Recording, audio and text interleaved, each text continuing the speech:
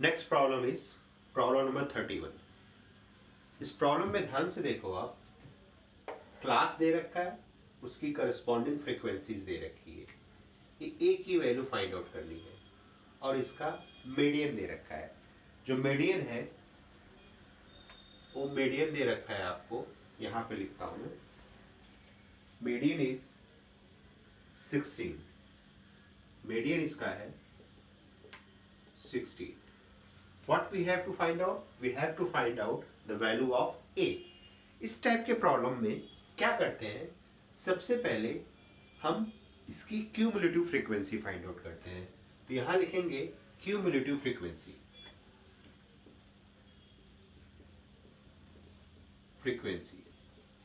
Cumulative frequency क्या होती है? सिंपल एडअप करते जाते हैं, 12 का 12 होगा, 12 plus A, 12 plus A plus 12, 24 plus ए। इसको इससे ऐड करो, 24 प्लस 15 कितना होता है? 39 प्लस ए। अगेन इसको बी से ऐड करो, तो 39 plus A plus B, B की वैल्यू भी फाइंड आउट करनी है। प्लस 6 से ऐड करो, तो 6 और 9 45 plus A plus B. Again 6 से ऐड करो, तो 51 plus A plus B. Again 4 से ऐड करो, तो 56 plus A plus B. That means आपका ये 56 प्लस ए प्लस बी दे रखा है, ये आपका फाइंड आउट करने पे आ गया। इसके बाद क्या होगा, आप देखो ध्यान से कि 56 प्लस ए प्लस बी 70 के इक्वल होगा। किसके इक्वल होगा? 70 के। तो यहां मैं लिख सकता हूं 56 plus A plus B is equal to 70। Therefore A shift होगा उधर, तो a plus B is equal to आ जाएगा 70 माइनस 56, दैट इज 14। एक इक्वेशन आ गया हमारा। इक्वेशन क्या बना? a plus B is equal to 14। This is equation 1। Now अब मीडियन का फॉर्मूला क्या होता है? Median is equal to a plus n by 2 minus CF upon F into H. A plus n by 2 minus CF upon F plus H, ये आपका median का formula होता है। ठीक है, अब इसमें क्या होता है, n is nothing but sigma F, CF is nothing but cumulative frequency of class preceding the median class।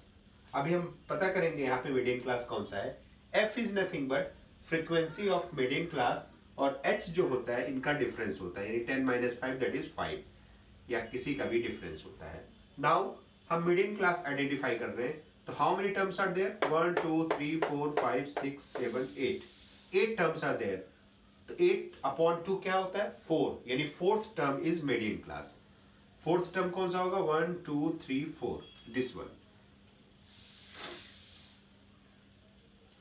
This is the median class. आपका यही क्या होगा? आपका मीडियन क्लास होगा। आप इसको नोट करिए, फिर यहां पे मैं इसको सॉल्व करता हूं।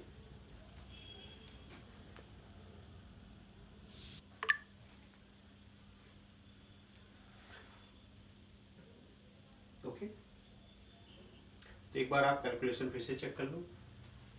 ये फ्रीक्वेंसी है, एक क्यूमुलेटिव फ्रीक्वेंसी है 12, 12 plus A, 12 plus 12 is 24 plus a, 24 plus 15 that is 39 plus a, 39 plus a plus b, 39 plus 6 45 plus a plus b, 45 plus 6 51 plus a plus b, 51 plus 4 that is 55। ये 55 होगा आपका, तो ये 55 आ जाएगा, तो 70 माइनस 55 दैट इज 15 आ जाएगा यहाँ पे, ये आपका 15। ठीक है, आप मीडियन का फॉर्मूला यहाँ आप ए लिखो या एल लिखो, एल लिखो तो अच्छा रहेगा। L stand for lower limit of median class, L stand for lower limit of median class, that is 15। तो एल की वैल्यू क्या है हमारी? 15 है। एन बाई 2 हमारा क्या है? दैट इज एन की वैल्यू हमारी 70 है, तो 70 by 2 that is 35। Now C F frequency of class preceding the median class. Cumulative frequency of class, CF stand for cumulative frequency. Cumulative frequency of class preceding the median class, that is 24 plus A, इसकी value होगी, that is 24. Now our F frequency of median class, that is 15, और H की value क्या होगी आपकी, H इसका जो difference है that is 5. सारी वैल्यू आप सब्सटीट्यूट कर दो तो median is equal to L, that is 15 plus 35 minus क्या, CF की क्या वैल्यू आपकी 24 माइनस A अपॉन, यहाँ पे अपॉन होगा, upon F, that is 15 into 5. तो 5 3 जा 15. तो मीडियन की वैल्यू आपको दे रखी है, कितनी दे रखी है, मीडियन की वैल्यू आपको दे रखी है 16. तो 16 is equal to 15 plus 35 minus 24 कितना होता है, 11 माइनस A अपॉन 3. ये 1 हो जाएगा, इधर सब्ट्रैक्ट होके 16 माइनस 15 1 हो जाएगा. 11 minus A upon 3, that is ये आ जाएगा 3 is equal to 11 minus A, that is A is equal to 11 minus 3, that is 9 नहीं 8 आ जाएगा आपका. A is equal to 8 आ गया आपका. Now put this value in equation 1. Equation 1 हमारा वहां पे है, यहाँ पे. Put this value in equation 1. तो equation 1 में आप पुट करोगे वैल्यू यहाँ पर A, इसमें आप पुट करोगे तो what you will get, A plus B is equal to आपका क्या है 15 है, तो A की वैल्यू हमारी 8 आ गई. 8 plus B is equal to 15, यानी B is equal to 15 minus 8, that is 7. B की वैल्यू आपकी 7 आ गई और A की वैल्यू आपकी 8 आ गई. आपका ये आंसर हो गया कंप्लीट. इसको आप अच्छे से देख लीजिए एक बार.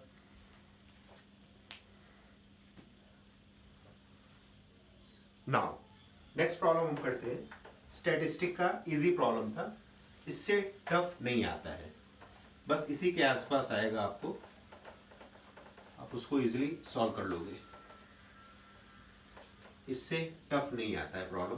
प्रॉब्लम आता है तो या तो ऐसा प्रॉब्लम आएगा 2 वेरिएबल्स फाइंड आउट करने होंगे अपने को, या तो 1 वेरिएबल में आएगा. इससे ज़्यादा टफ प्रॉब्लम नहीं आते हैं, इसी को टफेस्ट बोलते हैं. काफ़ी इजी प्रॉब्लम है. Next question is 34. Just a minute. Next question is 34. 34 नहीं 32. 32 क्वेश्चन इज सिंपल सा है. एक कैंडल है अपने पास, कैंडल से के कुछ हॉरिजेंटल डिस्टेंस पे 2 कॉइन्स है. उस कॉइन से कैंडल के टॉप पे कुछ एंगल्स बढ़ रहे हैं, समथिंग लाइक दैट, और वो एंगल है 60 डिग्री एंड 30 डिग्री. तो डेफिनेटली नजदीक का होगा 60 डिग्री होगा, जो दूर का होगा 30 डिग्री होगा. What we have to find out? Find the height of the candle. अपने को क्या find out करना है? Height of the candle find out करना है. If the angle of elevation of top and candle from the 2 points A and B centimeter of its base is same in straight line or 30 degree and 60 degree, find the height of the candle. ये A है and B. ठीक है?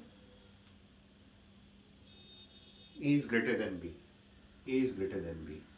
This one is B. Alright. Now अपने को height of the candle find out करना है. इसको A मानता हूँ, B मानता हूँ, C मानता हूँ.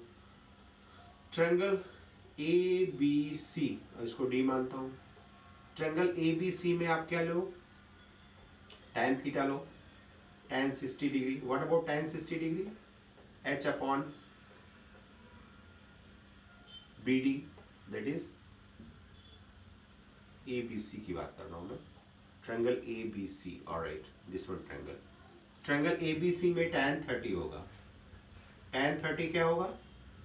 हाइट यानी AB upon base BC. AB की वैल्यू H है. What about BC? That is A. tan 30 1 upon √3 होता है, तो H upon A, that is H is equal to A upon √3. Now again आप क्या करोगे? इसमें ट्रायंगल ए बी डी में tan 60 डिग्री लो. tan 60 degree is what? A B upon B D. A B upon B D. What is the value of AB? That is H. What is the value of BD? That is B.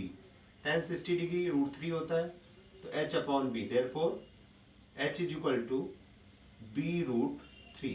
ये आपका आ गया दूसरा. Now इसको आप note कर लो first of all, then after उधर मैं करता हूँ.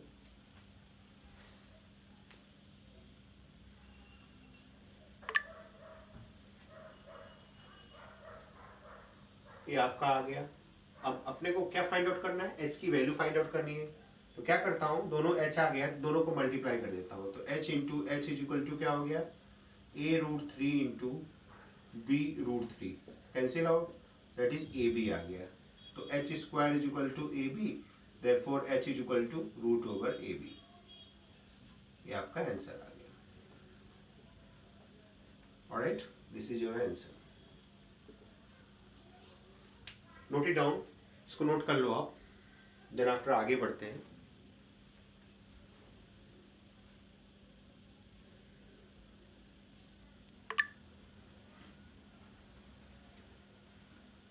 इन दिस प्रॉब्लम आपका क्या है, मोड दे रखा है already 67. What we have to find out? We have to find out the value of x. x की वैल्यू फाइंड आउट करते हैं.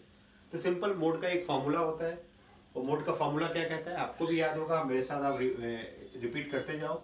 Mode is equal to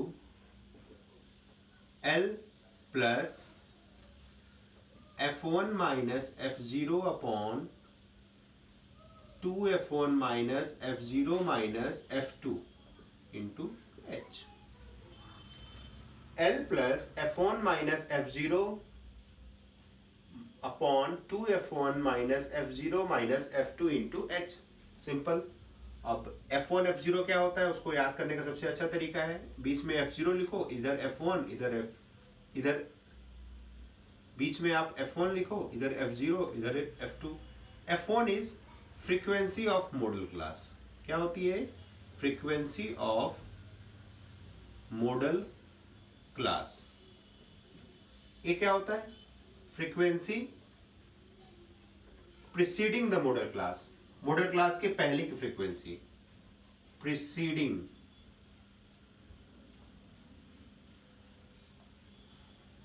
model class. और ये क्या होता है? Frequency succeeding model class. और L तो lower limit of model class already होता है, आप जानते ही हो, और H भी, इनका डिफरेंस होता है. अब अप्लाई करते हैं हम लोग. तो what is the value of mode? Mode की वैल्यू 67 है, तो मोड इज 67 L. अब इसमें मॉडल क्लास कौन सा होगा? फ्रीक्वेंसी दे रखी है, यहाँ पे X की वैल्यू अपने को पता नहीं है, तो हम क्या करते हैं कि जो हाईएस्ट फ्रीक्वेंसी होती है, हाईएस्ट जो फ्रीक्वेंसी होता है उसी को मोड कहते हैं. तो जो हाईएस्ट फ्रीक्वेंसी है उसी को मॉडल क्लास हम अज्यूम कर लेते हैं. तो क्या हो जाएगा, ये 60 है हमारे lower limit of model class, that is 60. हमने इसको मॉडल क्लास अज्यूम किया. Now F1. अब F1 क्या होगा? Frequency of model class, that is 15 minus F0 preceding X upon 2F1. 2F1 मतलब 30, 15 2 जा 30 होगा. F0 again X. F2 that is succeeding minus 12. ये F0 होगा और ये F1 होगा और ये F2 होगा, जैसे मैंने आपको बताया. तो बस, और मल्टीप्लाई बाय H तो होता ही है. H कितनी है हमारा? 70 माइनस 60 दैट इज 10. नाउ ये क्या हो जाएगा आपका? 67 माइनस 60, और ये क्या आ जाएगा आपका? 15 माइनस X अपॉन 30 माइनस 12 कितना होता है? 18 माइनस X इंटू 10. ये 7 आ जाएगा. यहाँ पे मैं सॉल्व करता हूँ. 7 इज इक्वल टू 15. अब न्यूमरेटर को मल्टीप्लाई कर देता हूँ, तो ये 150 minus 10X upon 18 minus X इधर भी इसको मल्टीप्लाई करता हूँ, तो 7 into 18 minus x is equal to 150 minus 10x. It comes out to be 126 minus 7x is equal to 150 minus 10x. 10x को इधर शिफ्ट कर देता हूँ, 126 को उधर शिफ्ट कर देता हूँ, तो 10x पॉजिटिव हो जाएगा माइनस 7x और 150 माइनस 126 ये हो जाएगा 3x is equal to 4 30 and 24 यानी x is equal to 8 answer आ गया. ये आपका x की वैल्यू आ गई. सिंपल सा तरीका होता है. Frequency of model class, frequency preceding the model class, F2 frequency succeeding the model class. This is preceding, this one is succeeding the model class.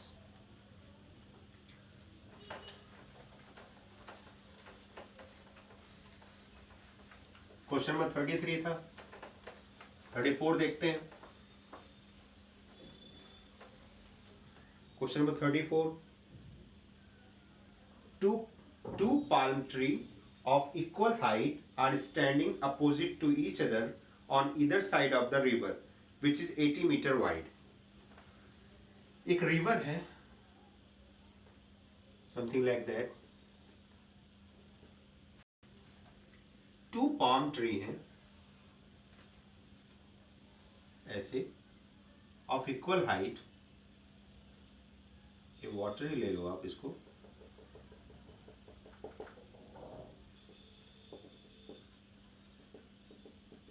Alright, now a palm tree है, A B ले लो इनको और C D ले लो.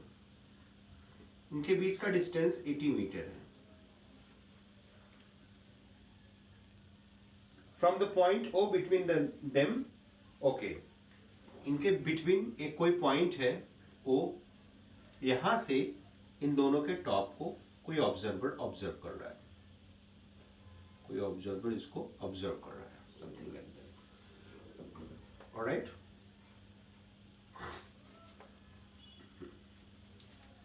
एक angle जो बन रहा है वो 60 डिग्री एंड 30 डिग्री. डेफिनेटली ये बड़ा है तो ये 60 बनेगा, बड़ी छोटा है तो ये 30 degree. What we have to find out? We have to find out, find the height of the tree and the distance of the O from the tree. That means height of the tree find out करना है जो कि equal height के हैं, और ए distance find out करना है कितना डिस्टेंस होगा. तो मैं इसको x अज्यूम कर ले रहा हूँ. ये x होगा तो ये क्या होगा 80 माइनस एक्स. नाउ हमारे पास दो ट्रायंगल है, एक ओ ए बी और दूसरा ओ सी डी. तो ट्रायंगल, दोनों ट्रायंगल को लेता हूँ, triangle O A B. First of all definitely कुछ नहीं लूंगा मैं, tan 60 लूंगा. What is tan 60? Opposite upon base, that is A B upon B O. A B की वैल्यू क्या है हाइट, बी ओ की वैल्यू क्या है x. tan 60 क्या होता है √3 h upon x. Therefore h is equal to x √3. This is equation 1.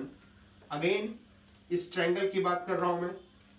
इस ट्रायंगल में भी मैं एक लेता हूं, ट्रायंगल OCD. OCD में tan 30 डिग्री लेता हूं मैं.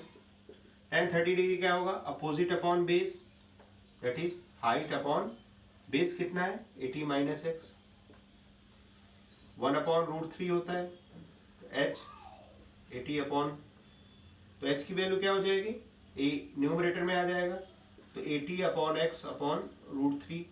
अब क्या करता हूं, दिस इज इक्वेशन 2. आप इक्वेशन 1 एंड इक्वेशन 2 को ध्यान से देखो तो दोनों का LHS जो है, दिस वन हाइट और हाइट दोनों का इक्वल है, तो LHS इक्वल है, देयरफॉर RHS भी इक्वल होगा. तो फ्रॉम इक्वेशन 1 एंड 2 क्या हो जाएगा आपका, x √3 is equal to 80 minus x upon √3. इधर शिफ्ट हो जाएगा तो 3x हो जाएगा आपका, √3 इंटू √3 3x हो जाएगा. 80 माइनस एक्स, देयरफॉर इधर हो जाएगा ये 4x आ जाएगा 80, that is x is equal to 20 metre. ये x की वैल्यू आई 20 मीटर. अब किसी एक इक्वेशन में पुट कर दो तो आपका हाइट आ जाएगा. Therefore from equation 1 what you will get, h is equal to x √3 that is 20 √3 metre. ये आपकी हाइट आ गई। अब डिस्टेंस, एक से डिस्टेंस कितना है 20, ये 20 है तो ये कितना होगा, डेफिनेटली 60 मीटर होगा। आप फाइंड आउट कर सकते हो, इसको नोट कर सकते हो।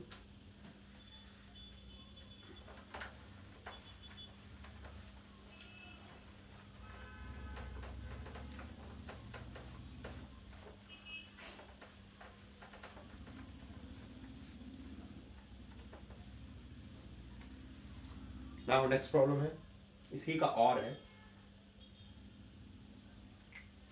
इसी का और है।